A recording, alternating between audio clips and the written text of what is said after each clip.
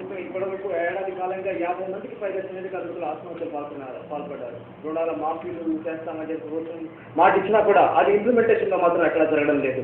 బ్యాంకులు రుణాలు తీర్చాలి అని చెప్పేసి కార్మికులపై ఒత్తిడి పెంచుతున్నాయి. ఇవి తట్టుకోలేక ఎంతో మంది కార్మికులు ఆత్మహత్యలు పాల్పడుతున్నారు. సో ప్రభుత్వం ఏవైతే ఇప్పటిదాకా పరిహారం ఇస్తుంది అని చెప్పేసి వేచి చూస్తున్నారు, రైతులు కార్మికులకు మాత్రం ఇప్పటిదాకా ఎటువంటి పరిహారం రావడం లేదు. ఏడాదిలో 50 మందికి పైగా ఆత్మహత్యలు చేస్తున్నారు.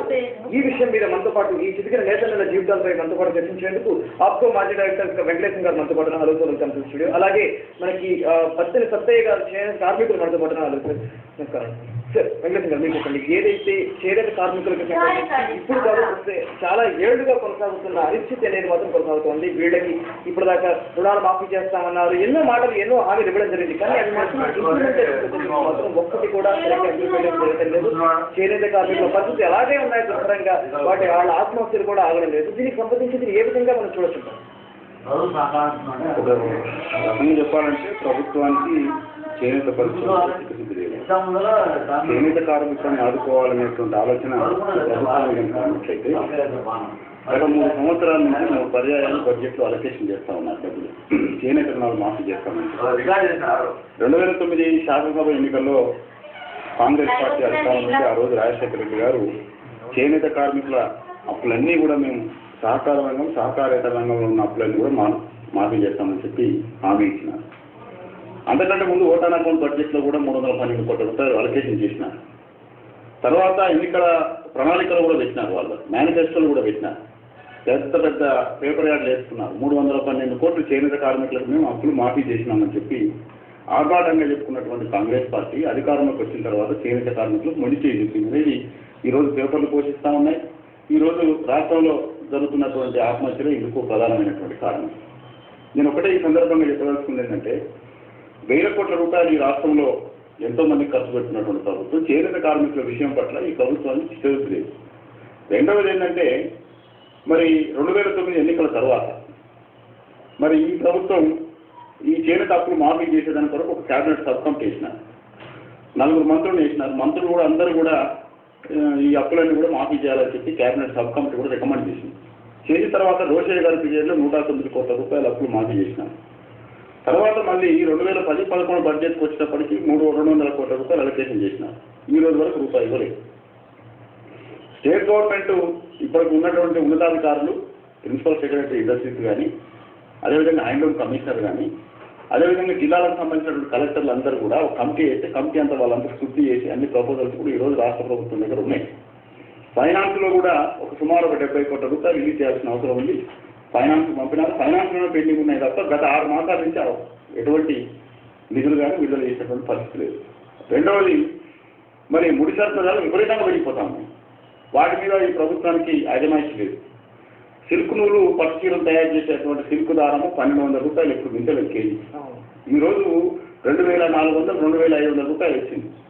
ప్రభుత్వం ఆ మిల్లు యాజమాన్యం ఉంది కదా అని ఆ సిల్క్ ధరను తగ్గించే దాంట్లో కానీ ప్రభుత్వం ఎటువంటి పరిస్థితి, ఎటువంటి ప్రయత్నం చేయలేదు ఈరోజు. దాని ద్వారా చేనేత కార్మికులు నేసేటువంటి బట్టలు కానీ, పట్టు చీరలు కావచ్చు, కాటన్ రేటు కూడా 6 రకంగా పెరిగినాయి. గతంలో ఉన్నదానికంటే 2 ఏళ్ల కింద ఉన్నటువంటి రేట్లకు ఇప్పటి రేట్లకు చూసుకుంటే 100% రేటు పెరిగింది అనౌన్స్మెంట్ అయితే. మరి ఈ మిల్లు ఉత్పత్తుల మీద కూడా ఈ మిల్గెట్ ప్రైస్ గతంలో యాప్కో కానీ తర్వాత ప్రైమరీ సొసైటీకి ఇచ్చేది. కానీ ఈరోజు ఆ పరిస్థితి కూడా లేదు. అంటే అటు యారని ధరని కంట్రోల్ చేసే పరిస్థితి లేదు. రెండవది ఏంటంటే, మరి యారని ధర తగ్గించి కనీసం సబ్సిడీ ఇచ్చి మరి చేనేత కార్మికులు తగ్గించి పనిచ్చి వాళ్ళని ఈ పనిలో ఉంచాలనే ఆలోచన ప్రభుత్వానికి లేదు. అంటే ఒక్కొక్కటి అప్పులో మాఫీ చేస్తామని చెప్పి కొంత జాప్యం చేస్తున్నారు. దాంతో బ్యాంకు వాళ్ళ ఒత్తిడి తీవ్రంగా అయిపోయింది గ్రామాలలో. చాలా మంది చేనేత కార్మికులు మాఫీ ఎప్పుడు వస్తుందా, బ్యాంకు వాళ్ళ నుంచి ఎప్పుడు రుణవిముక్తి అవుతాం అనేటువంటి ఆలోచనలో ఉన్నారు. కానీ బ్యాంకు వాళ్ళు ఒక పక్కన తీవ్రమైన ఒత్తిడి చేస్తూనే ఉన్నారు. వీళ్ళు ప్రభుత్వం మాఫీ చేసే పరిస్థితి లేదు, బ్యాంకు వాళ్ళు ఊరుకునే పరిస్థితి లేదు. ఈ పరిస్థితుల్లో చేనేత కార్మికులు మాఫీ అవుతుందా కాదా తర్వాత కానీ మాఫీ అయితే వస్తుంది, వచ్చే మాఫీ రాలేనటువంటి నిరాశతోనే కూడా కొంతమంది చేనేత కార్మికులు చనిపోతున్నటువంటి పరిస్థితి కూడా ఈ రాష్ట్రంలో ఉంది. అదే ప్రభుత్వం రుణమాఫీకి సంబంధించి మనం మాట్లాడుతున్నట్టయితే కనుక 2010 మార్చి వరకు రుణాలు మాఫీ చేస్తున్నట్లు ఆల్రెడీ ప్రభుత్వం ప్రకటించింది. అయితే 2011 మేలో నిధులు విడుదల చేసింది. అయితే అప్పటి నుండి అంటే 2010 ఏప్రిల్ నుంచి 2011 డిసెంబర్ వరకు అయితే 21 నెలలు ఉందో రుణాలు మాఫీ పక్కన పెడితే ఆ 21 నెలలో వడ్డీ మీరు కట్టాలి అని చెప్పేసి బ్యాంకర్లు చేనేత కార్మికులు వసూలు తీసుకొస్తున్నారు. దానికి సంబంధించి ప్రభుత్వం ఎటువంటి చర్యలు తీసుకోవట్లేదు. అంటే అంటే మార్చి 2010 నాటికి ఉన్నటువంటి అవుట్స్టాండింగ్ని మాఫీ చేస్తామని చెప్పి గవర్నమెంట్ ఉత్తర్వులు ఇచ్చింది. అంటే అవుట్స్టాండింగ్ 31 మార్చి 2010 తర్వాత ఇంట్రెస్ట్ అయితే డ్యూ ఉన్నదో గవర్నమెంట్ పే చేసినకి ఆ డ్యూరేషన్ అయితే పీరియడ్ ఉందో ఆ పీరియడ్లో ఉన్నటువంటి ఇంట్రెస్ట్ కట్టడంలో బ్యాంకు వాళ్ళు ఒత్తిడి చేస్తున్నారు. ఈ రోజు వరకు కూడా యాజ్ ఆన్ టుడే ఈ రోజు వరకు కూడా బ్యాంకు ఇంతవరకు ఆ బెనిఫిషరీస్ కానీ ప్రైమరీ సొసైటీస్ కానీ నోటీస్ సర్టిఫికేట్ ఇచ్చినటువంటి పరిస్థితి కనీసం ఫాలో చేసే ఇప్పుడు లేదు. అధికారులు చేనేత సంబంధించినటువంటి కమిషన్ రేట్ ఈరోజు నిర్వీర్యం అయిపోయింది. గత సంవత్సరం నుంచి ఆయన హ్యాండ్లూమ్ కమిషనర్ లేదు రాష్ట్రానికి సంబంధించి, అడిషనల్ ఇన్ఛార్జ్ అడిషనల్ డైరెక్టర్ పనిచేస్తున్నాడు. ఆ శాఖకు సంబంధించినటువంటి ఆఫీసర్లు ఎవరు లేరు, రిక్రూట్మెంట్ లేదు.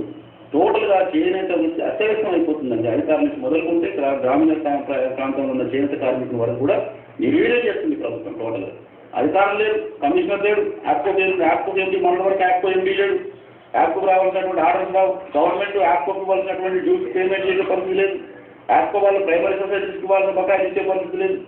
ఇంకా గ్రామీణ స్థాయిలో చేనేత కార్మికులు ఎక్కడ పనిచేస్తారు, ఎక్కడికక్కడే అన్ని తగ్గించిపోయినాయి. కాబట్టి ఏంటంటే ఇంత సీరియస్నెస్ ఉన్నటువంటి ఇష్యూ ప్రభుత్వం ఈ కాంగ్రెస్ ప్రభుత్వమే హామీ ఇచ్చింది. కాంగ్రెస్ ప్రభుత్వం అధికారంలో ఉండి కూడా అమలు చేయకపోవడం అంటే ఈ చేనేత కార్మికులు దగా చేయడం, మోసం చేయడం ఇంతకంటే దుర్మార్గమని ఇంకోటి ఉండదు. మనతో పాటు చేనేత కార్మికులు పుట్టబోతున్న సత్య గారు మాట్లాడుతున్నారు. సత్య గారు మీరు చెప్పండి, చేనేత కార్మికులకు సంబంధించి మీరు ప్రాక్టికల్గా చూస్తున్నారు లైఫ్ని. ప్రభుత్వానికి సంబంధించి మీరు మీ ప్రాబ్లమ్స్ ఏవైతే ప్రభుత్వానికి నివేదించడం జరిగింది, ప్రభుత్వం నుండి ఎటువంటి చర్యలు సాల్వ్ చేసే మాత్రం రాలేదు.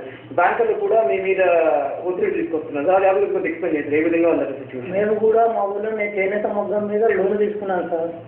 నాగార్జున గ్రామీణ బ్యాంకులో లోన్ తీసుకున్నాను. చేనేత మీదనే ఇచ్చారని వీళ్ళు మేము నూలు ధరలు పెరిగిపోయినాయి. అది 1200 ఉన్న నూలు ధర ఈ రోజు 2500 అయింది. నిలువు వారికి కూడా 3000 రూపాయలు అయింది, 2000 ఉన్నది. ఆ మార్కెటింగ్ లేదు. చేనేత మొగ్గం వేసి మేము మార్కెటింగ్గా చేసుకున్నామన్నా మార్కెటింగ్ లేదు, కొనేవాళ్ళు లేరు. నూలు లెక్కిన తాడ వడ్డీ రేటు పెరిగినాయి ప్రైవేట్గా. బ్యాంకులు ఒకవైపు, ఇటు వడ్డీ వ్యాపారులు ఒకవైపు మమ్మల్ని వేధిస్తే నేను కూడా చేనేత మొగ్గం వేసిన వాడిని. ఆ బాధలు తట్టుకోలేక ఈరోజు హైదరాబాద్కు కూలిగా వచ్చిన సెక్యూరిటీ గార్డుగా బట్టల షాప్ల జీతం గడిపే దుర్భర పరిస్థితి మాకు ఏర్పడింది. ఇటు రుణమాఫీ అవుతలేదు, అటు వడ్డీ వ్యాపారం. రుణమాఫీ అయితే మళ్ళీ బ్యాంకులు ఏమన్నా సహకరిస్తారేమో అన్న ఉద్దేశంతో మేము ఎదురు చూస్తున్నాం. ఆ రుణమాఫీ కూడా ఇంతవరకు ఎవరు మాఫీ కాలేదు. ఇలాంటి దుర్భర పరిస్థితుల్లో ఎటేయలేక మా పిల్లలకు చదువు కూడా లేదు. ఎందుకంటే మాకు ఇదివరకు పరిశ్రమ మంచిగా ఉన్నప్పుడు పిల్లలను కూడా అందరంతో పాటు మాతోటే మొగ్గాలు నేర్చుకుని ఈ స్థితికి వచ్చేవారు పిల్లలకు కూడా ఉద్యోగాలు లేని పరిస్థితి ఉంది మాది. పిల్లలకు చదువు ఎక్కడ ఉంది సార్? నా చేనేతనే నిమగ్నం అయిపోయినాం, భార్య భర్తలు పిల్లలు వగేరా. ఇప్పుడు ఆ దుర్భరమైన పరిస్థితి మేము అనుభవిస్తున్నాము. పిల్లలు జీతాలు ఇచ్చినాము బట్టల దుకాణాలల్లో. నేను సెక్యూరిటీ గార్డుగా కూడా చేయవలసిన పరిస్థితి వచ్చింది ఈ రోజుకు.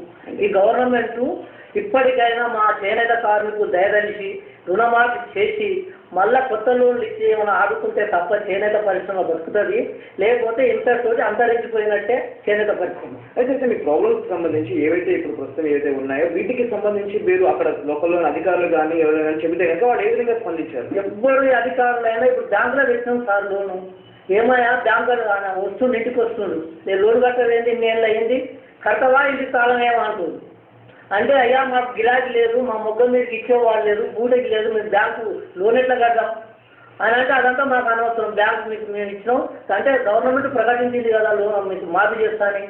అంటే మాకు కాపీ రాలేదు, కాపీ వస్తే మిమ్మల్ని అడుగుతాం. మాకు ఎలాంటి ఆధారాలు లేవు, ఆధారాలు ఉన్నప్పుడు మిమ్మల్ని అడుగుతాం బాకీ. అది పరిస్థితి. ఇంకోటి ఈరోజు ఆప్కో కూడా కొనే పరిస్థితి లేదు. ఊళ్ళో సొసైటీ ఉంది, మా ఊళ్ళో 2 సొసైటీలు ఉన్నాయి. ఇదివరకు ఇచ్చారు ఒక 4-5 సంవత్సరాల కింద మంచిగా నడిచిన సొసైటీ. వెంకటేశ్వర గారు ప్రెసిడెంట్ ఉన్నప్పుడు చాలా మంచిగా నడిచినాయి. ఎందుకంటే వ్యాపారం ఉంది, చేసారు. ఇప్పుడు ఈ రోజు ఆ సంఘానికి కూడా మూతపడ్డాయి, వాళ్ళు ఖరీదులు లేరు, మాకు ఇచ్చేవారు లేరు. ఇక మా పరిస్థితి ఏమైతే పట్టణాలకు వచ్చి వలస వచ్చింది. రైట్ సార్, ఈ విషయం గురించి మరింత మనం చర్చిద్దాం. అయితే అందుకని అందరూ ఒక చిన్న బ్రేక్ తీసుకున్నాం. Short break. News vision